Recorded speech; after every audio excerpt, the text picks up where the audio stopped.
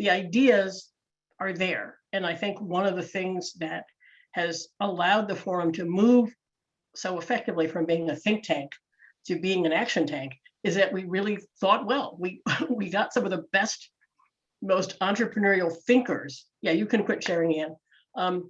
We got some of the most entrepreneurial thinkers to join us and push the field to really get it right, get the framing right of what it means to do this. And then we started to move it forward. So I would say absolutely yes. We can either be excited or depressed that we can go back 30 years and pull up a quote and it's absolutely right, and pull out a graphic and it still makes sense.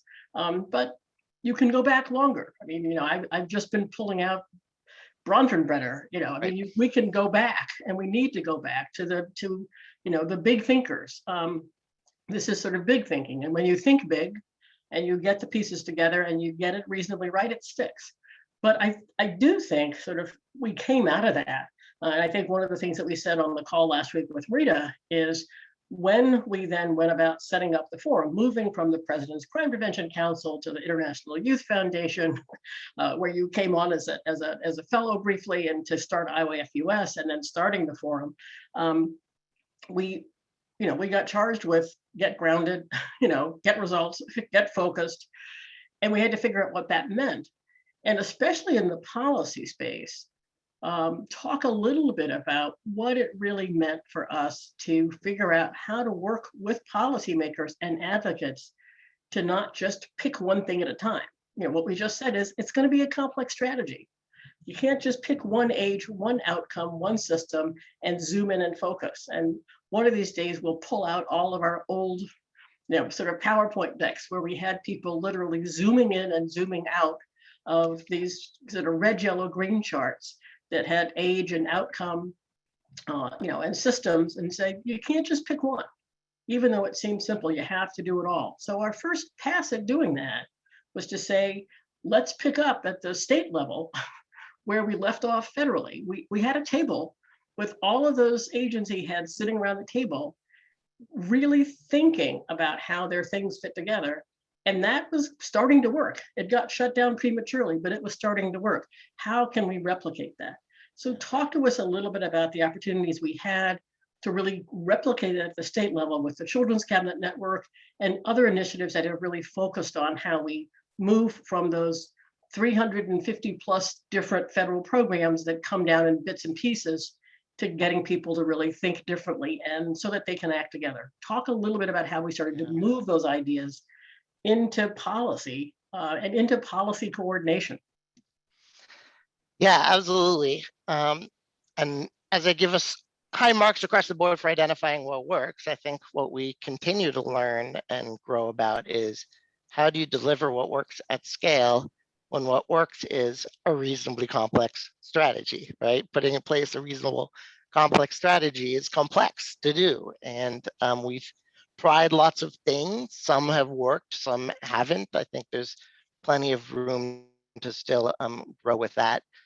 So I remember in the President's Crime Prevention Council, one of the core papers you and Marita wrote really broke down into some basic who, what, why, where, when questions that communities need to ask themselves. And at that stage in my kind of growth and development, I was frustrated because I wanted to know what were the answers.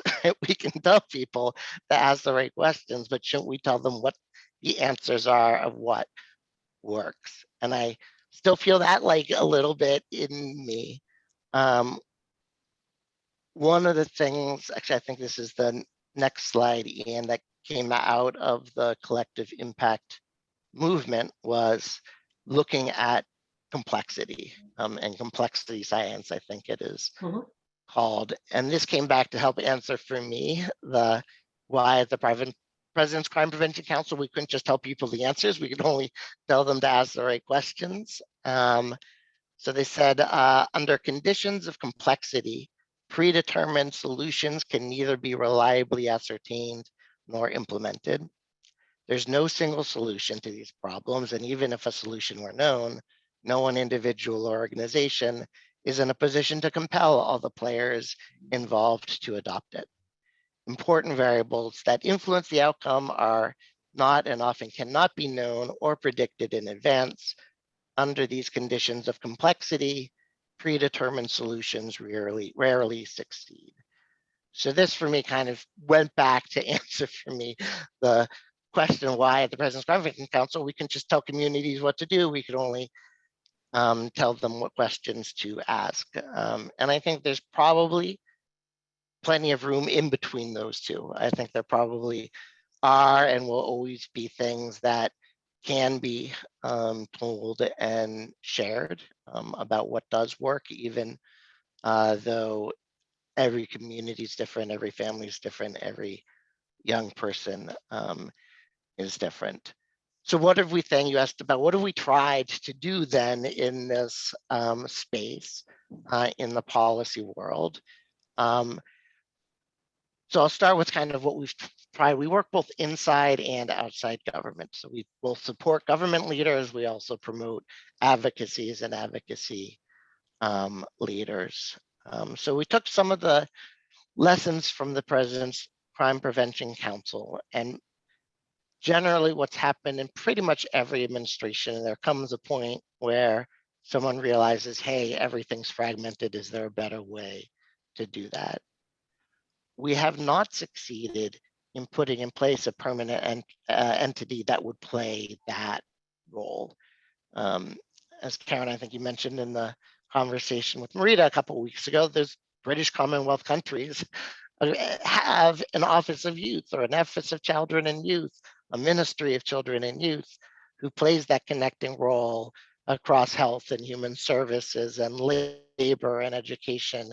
And we just don't have one of those at the federal level. And we've tried in many ways, in many administrations, we've managed to get White House Task Force set up, White House Council set up, but always at a time limited thing. And the way that it's just baked into how government is structured in other countries, we don't have it. And so back when we were fortunate to be able to do more international work, a lot of people would come and think the United States must be good at things, so they wanted to know what to do.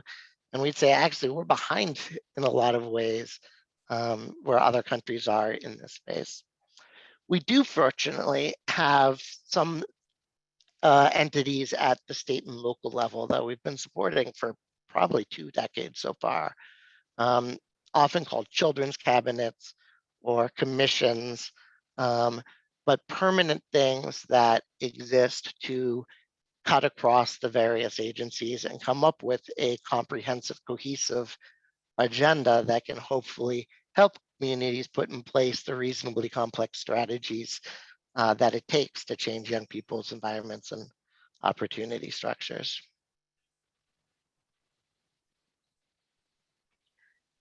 And when we started to look at those, because I remember that we did this, along with Elizabeth Gaines, who was with us then and joined us, we were finding these bodies put in place. But to your point, they were often put in place either as a temporary thing or with a limited goal.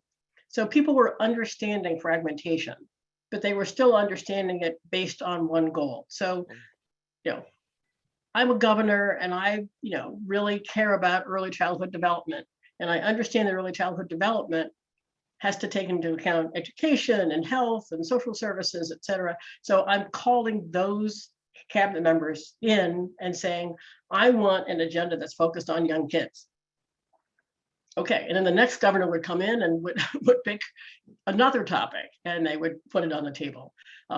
It was an interesting process to say, let this thing stay in place. This idea of coordinating, that complexity is there. If complexity is there for any issue, why not create a permanent structure where you can handle complexity of any issue and not recreate the table every time another topic comes up?